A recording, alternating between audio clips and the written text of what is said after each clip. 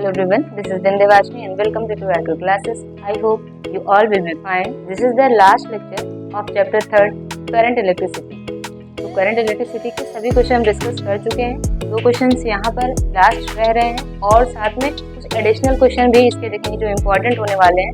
उस क्वेश्चन को भी हम देखेंगे। फिर नेक्स्ट लेक्चर में हम अपना फोर्थ जो चैप्टर है उसको स्टार्ट करेंगे। तो चलिए स्टार्ट करते हैं ये session with a motivational quote. Everything that exists in your life does so because of two things, something you did और something you didn't do. अब इसके दो साइड हो सकते हैं, या तो आपके पास कुछ ऐसा है जिसके लिए आप खुश हो, या तो कुछ ऐसा है जिसके लिए आप बहुत दुखी हो। तो मतलब ये है जिसके लिए आप खुश हो, इसका मतलब आपने उसके लिए एफर्ट डाला था, कुछ अच्छा किया था, और कुछ ऐसा है जिसके लिए आपने कभी कोशिश ही नहीं की, ट्राई ही नहीं की, बस आप उसमें रोते रह गए। तो आपको रोना नहीं है, आपको क्या करना है, आपको ट्राई करना है, अच्छी कोशिश करनी है। तो I am very sure about this कि आप कुछ अच्छा कर जाएंगे। चलिए फिर स्टार्ट करते हैं आज का session.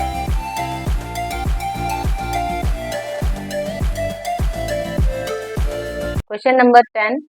A storage battery of EMF 8.0 volt and internal resistance 0.5 ohm is being charged by a 120 volt DC supply using a series resistor of 15.5 ohm. What is the terminal voltage of the battery during charging? Charging के condition में आपको बताना terminal potential कितना होगा, और क्या बताना है, what is the purpose of the having a series register in the charging condition. Charging condition में सीरीज रजिस्टर रखने का क्या पर्पज है वो बताना है। तो सबसे पहले यहाँ पर देखते हैं कि जो स्टोरेज बैटरी का ईएमएफ है कितना है, 8 है, और इंटरनल रेजिस्टेंस कितना है, 0.5 है। ठीक है, इसको चार्ज किससे किया जा रहा है, ऐसे सप्लाई से चार्ज किया जा रहा है। इसका पोटेंशियल कितना है, 120 वोल्ट का है, और रजिस्टर भी सीरीज में लगा हुआ कितना है, 15.5 है। तो बैटरी इसके साथ इंटरनल रेजिस्टेंस गिवन है, फिगर से बनाते हैं तो बेटर समझ में आएगा। ठीक है, 8.0 वोल्ट और इंटरनल रेजिस्टेंस कितना है, आर की वैल्यू कितना है, 0.5 ओम ये। अब इसको चार्ज किया जा रहा है किससे, कितनी सप्लाई यहाँ पर दी गई है, 120 वोल्ट की सप्लाई दी गई, 120 वोल्ट की सप्लाई, साथ में सीरीज में कनेक्शन किसका है, रेजिस्टेंस का, और उसका रेजिस्टेंस कितना है, 15.5। एक रेजिस्टर लगा है जिसका रेजिस्टेंस कितना है, 15.5। ठीक है, अब यहाँ से जो करंट जा रही है वो उसकी वैल्यू कितनी है, पहले वो फाइंड करेंगे।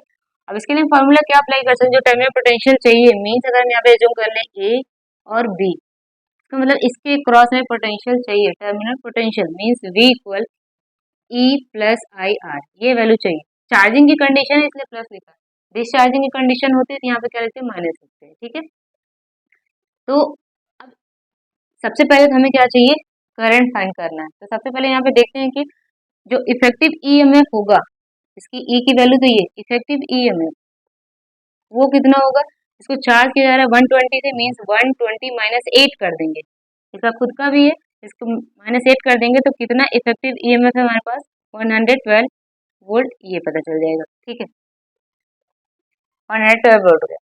अब उसके पास आर इक्विवेलेंट फाइंड करते हैं, तो आर प्लस आर, और आर की वैल्यू है 15.5 प्लस 0.5, यहाँ से 16 ओम ये। ठीक है, अब हमें करंट चाहिए, तो करंट की वैल्यू क्या हो जाएगी, इफेक्टिव ईएमएफ और क्या, R equivalent, equal I R से फाइंड कर सकते हैं। और इसकी वैल्यू कितनी है, 112, और इसकी वैल्यू कितनी है, 16, यहाँ से डिवाइड करेंगे आपको क्या मिल जाएगा, 7 एम्पियर। तो यहाँ पे जो करंट मिल रही है कितनी मिल रही है, वो 7 एम्पियर की करंट मिल रही है। ठीक है, अब ये फाइंड कर लें टर्मिनल पोटेंशियल किसके क्रॉस, ए बी के across, terminal potential V equal E, यहाँ पर क्या है 8 प्लस आई कितना है 7, और रेजिस्टेंस जो है इंटरनल रेजिस्टेंस कितना है 0.5, 8 प्लस इसको मल्टीप्लाई करेंगे 35, 3.5 और 11.5 वोल्ट, तो टर्मिनल पोटेंशियल क्या आया, 11.5 वोल्ट आया। ओके, और यहाँ पर एक और क्वेश्चन है, क्या है, what is the purpose of having a series register in the charging circuit. इस चार्जिंग सर्किट में सीरीज रजिस्टर रखने का क्या पर्पज है, ताकि करंट को ये कंट्रोल कर सके, नहीं तो बहुत ज्यादा लार्ज अमाउंट में करंट जनरेट होगी और फिर ये सर्किट क्या हो सकती है, डैमेज हो सकती है। इसलिए यहाँ पर जो करंट को रजिस्टर को रखा गया, कैसे रखा गया है, वो सीरीज में लगाया गया। नेक्स्ट क्वेश्चन है question number 11। The number density of free electron in a copper conductor estimate in example 3.1। 3.1 example में ऐसा दिया गया था और कितना है वो 8.5 इंटू 10⁻28। ठीक है, कितने electron. How long does a electron take to drift from one end of a wire 3.0 metre. जो वायर है उसकी लेंथ कितनी है 3.0 मीटर। ठीक है, इतनी लेंथ है और करंट कहाँ से ड्रिफ्ट कर रहा है वन एंड से, कहाँ से long to its other end, एक एंड से दूसरे एंड में उसको ड्रिफ्ट करने में कितना टाइम लगेगा, हाउ लॉन्ग। ठीक है, ये बताना है। The area of cross section of the wire is 2.0 into 10⁻6 metre square and it is carrying a current of 3.0 ampere. तो यहाँ पर क्या गिवन है पहले वो लिखते हैं। हमें टाइम चाहिए कि एक अगर वायर हमारे पास है कितना 3.0 मीटर लॉन्ग है। ठीक है, चलिए जूम कर लेते हैं ये वायर। अब यहाँ से इलेक्ट्रॉन को यहाँ से यहाँ तक ड्रिफ्ट करने में कितना टाइम लगेगा वो हमें बताना। ठीक है, इस वायर में तो यहाँ पर गिवन क्या है, एन की वैल्यू नंबर ऑफ जो इलेक्ट्रॉन है वो कितने हैं 8.5 इंटू 10⁻28।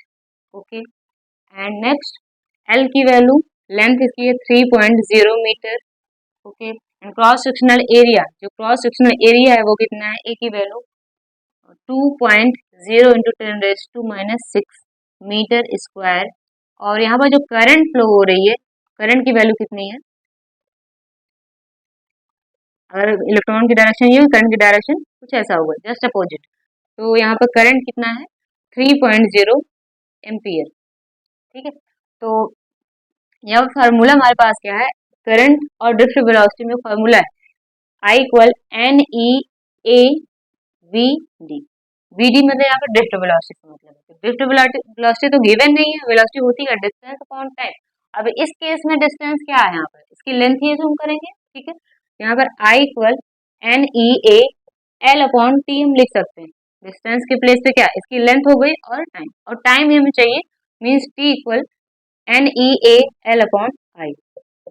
ठीक है, अब सारे वैल्यू यहाँ पुट करते हैं और हमें टाइम पता चल जाएगा इसको एक एंड से दूसरे एंड में ड्रिफ्ट करने में कितना टाइम लगता है। एन की वैल्यू 8.5 इंटू 10⁻28 एंड ई, अब यहाँ पर ई क्या है, चार्ज ऑन इलेक्ट्रॉन। ई की वैल्यू कितनी होती है 1.6 इंटू 10⁻19 कूलम। तो वैल्यू यहाँ पे पुट कर लेंगे 1.6 into 10⁻19 coulomb and A cross sectional area given है 2.0 into 10⁻6 okay, and L 3 divided by यहाँ पर आई करंट कितनी है 3, तो 3 ये तो कैंसिल हो गया, साथ में 8.5 और इंटू 1.6 इसको आप मल्टीप्लाई करेंगे और यहाँ पर देंगे 10⁻28 और साथ में क्या है -19 -6 माइनस माइनस में है तो ऐड हो जाएगा -25 हो गया -25। ओके, एंड इसको मल्टीप्लाई करेंगे तो 27.2 मिलेगा इसको मल्टीप्लाई करने पे, एंड 10⁻, यहाँ पे मिल रहा है 3, या हम लिख सकते हैं इसको 2.72 इंटू 10⁻4। क्या है ये, किसकी वैल्यू फाइंड किया हमने, टी की, तो यहाँ पर हो जाएगा सेकंड। 2.72 इंटू 10⁻4 सेकंड इसको लग रहा है एक पॉइंट से दूसरे पॉइंट पे ड्रिफ्ट करने में इलेक्ट्रॉन को। ओके, आई थिंक समझ आया होगा। नेक्स्ट क्वेश्चन पे बढ़ते हैं। अब इस चैप्टर के कुछ एडिशनल क्वेश्चन है, इंपॉर्टेंट क्वेश्चन है, उसको भी देख लेते हैं। जैसे पहला क्वेश्चन क्या है, यहाँ पर ऐसा नेटवर्क दिया गया और क्या पूछा गया है, find the resistance between the point. कौन कौन से पॉइंट्स हैं, ए एंड बी, ए और बी के बीच का रेजिस्टेंस आपको बताना है। ठीक है, और दूसरा क्या है, ए एंड सी के बीच का। ठीक है, ए और बी के बीच का आपको बताना है और ए और सी के बीच का आपको बताना है कि रेजिस्टेंस क्या होगा। सबसे पहले हमें ए और बी के बीच का रेजिस्टेंस हमें बताना है, तो ए और बी के बीच में आर इक्विवेलेंट बताना है। तो अगर हम करंट किधर से भी यहाँ पे देखें, करंट इस तरह से फ्लो कर रही होगी तो मान लो यहाँ पर डिवाइड हो भी रही, इधर जाएगी, इससे कोई इफेक्ट तो पड़ेगा नहीं इसका। ठीक है, तो ये भी यहाँ पे इसका कोई इफेक्ट नहीं पड़ेगा और फिर इसका भी कोई इफेक्ट पड़ने वाला नहीं। हम क्या कर सकते हैं, जो सेकंड हमारा स्टेप है उसमें ये चीज हम यहाँ से हटा सकते हैं, तो सेकंड हमारा क्या बन जाएगा, उस सर्किट ऐसी बन जाएगी, ए बी और इधर भी लगा रेजिस्टेंस और इधर भी, ठीक है, और साथ में ये, ठीक है। अब ये हो गया आपका 10 ओम का, सभी 10 ओम के ही है, 10 ओम, ये भी 10 ओम और ये भी 10 ओम एंड 10, ठीक है। अब सर्किट कुछ ऐसे बन गए। अब यहाँ पर देखो करंट, अगर ये करंट इधर आएगी तो करंट कैसे जा रही है, दो इन तीनों में क्या होगी, सेम होगी। इसका मतलब ये और ये तीनों क्या है, सीरीज में, सीरीज में है। इसका मतलब सबको सिंपली ऐड कर देंगे, 10 प्लस 10 20, 20 प्लस 10 30। तो अब ये आपका क्या मिल गया यहाँ से, नेक्स्ट जो आपका नेटवर्क बनेगा कुछ ऐसा बनेगा,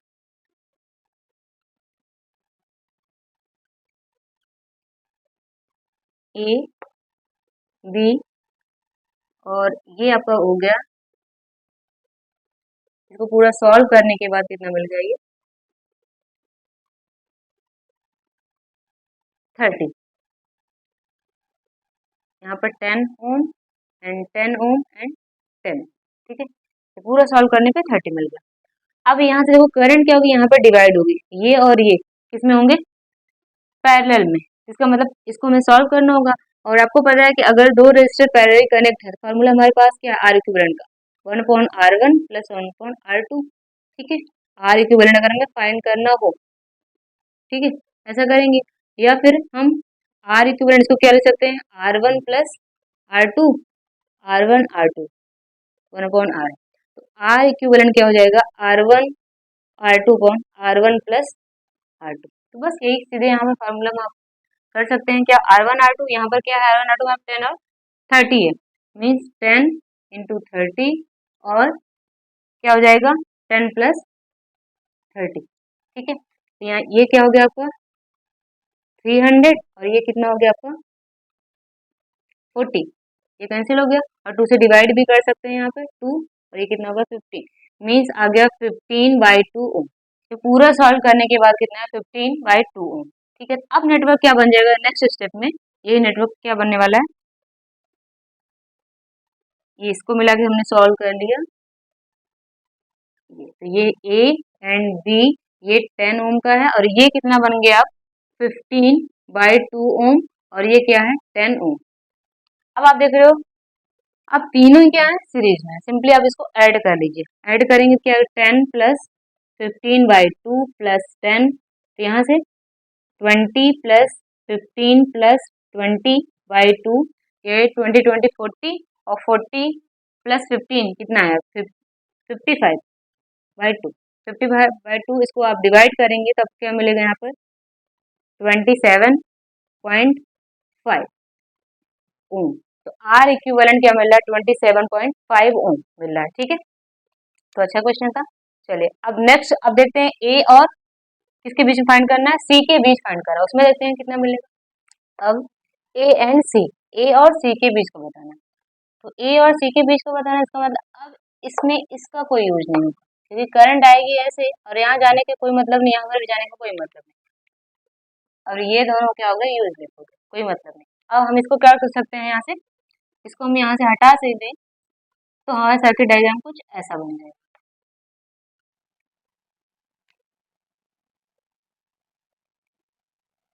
ठीक है। अब ये दोनों किसमें, जो करंट इसमें जाएगी वही करंट इसमें जाएगी, मतलब ये दोनों भी किसमें सीरीज में, और यहाँ पर भी देख लेते हैं जो करंट इसमें जा रही है वही करंट इसमें भी जा रही है, तो ये दोनों भी किसमें सीरीज में। तो ये सीरीज में मतलब 10 प्लस 10 कितना हो गया 20, यहाँ पर 10 प्लस 10 20 हो गए, इसको सॉल्व किया 20, इसको सॉल्व किया 20। तो अभी जो नेटवर्क है वो कैसा बन जाएगा हमारे पास,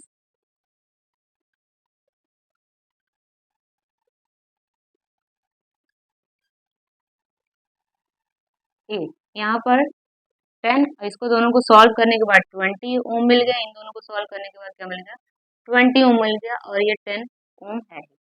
अब ये दोनों किसमें है आपके पैरेलल कॉम्बिनेशन होगा क्योंकि अभी यहाँ करंट डिवाइड हो रही है, इसमें कुछ करंट जा रही है, इसमें करंट कुछ और जा रही है, तो इसका मतलब ये दोनों किसमें है पैरेलल में। तो इन दोनों को यहाँ पे सॉल्व कर सकते हैं, सॉल्व करने से क्या मिलेगा 20 इंटू 20 और 20 प्लस 20 क्योंकि R1 into R2 upon R1 plus R2 ये फॉर्मूला है, ठीक है, पैरेलल कॉम्बिनेशन में है।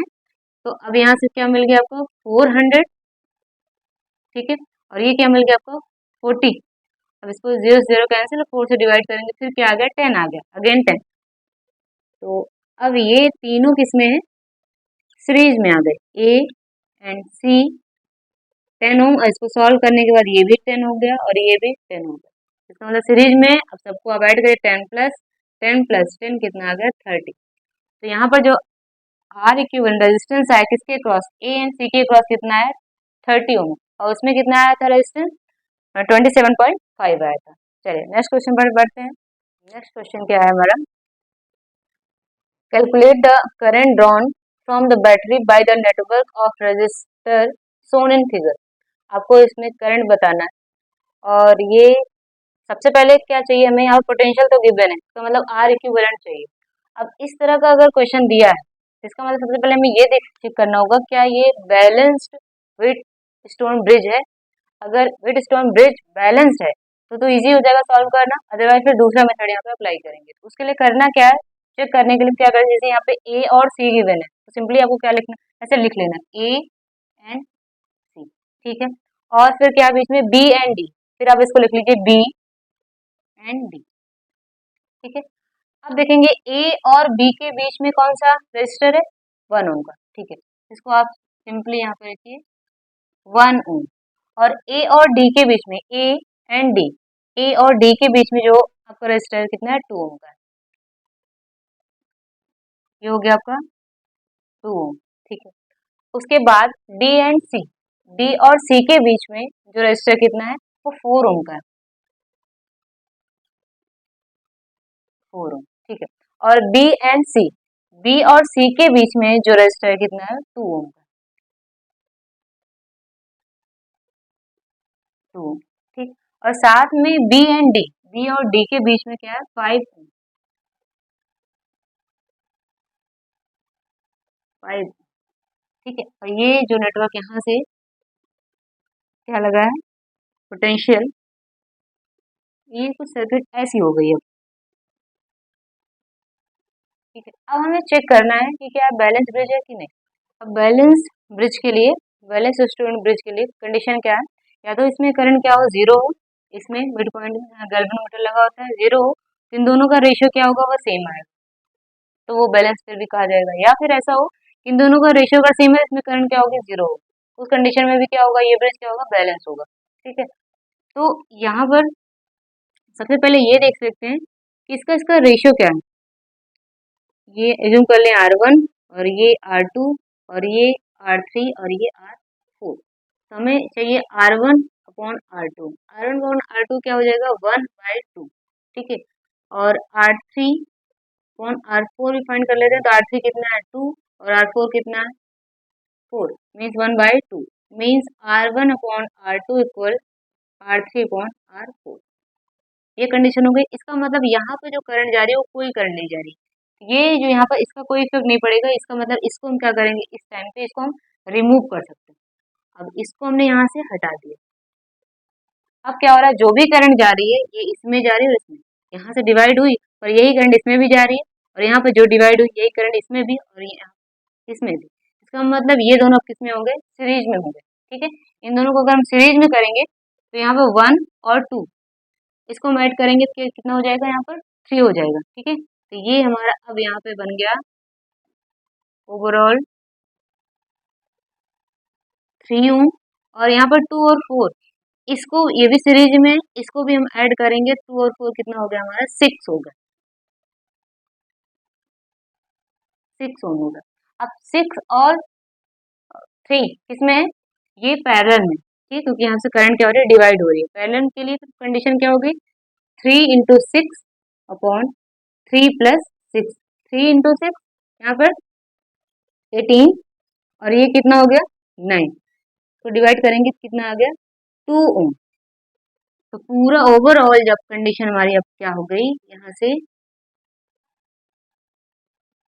2 ओम का रेजिस्टेंस लगा है, ठीक है। अब करंट इजिली हम फाइंड कर सकते हैं, करंट क्या हो जाएगा यहाँ से आर इक्विवेलेंट क्या है 2 ओम और पोटेंशियल कितना है 4 वोल्ट, एंड करंट हमें फाइंड करना है तो V इक्वल आई आर से फाइंड कर लेंगे, I equal V upon R equivalent, V की वैल्यू 4 और R की वैल्यू 2, तो करंट कितनी आ गई 2 एम्पियर की करंट आ गई। ओके, तो आज के लिए बस इतना ही, मिलते हैं फिर अपने नेक्स्ट लेक्चर में, तब तक के लिए बाय बाय।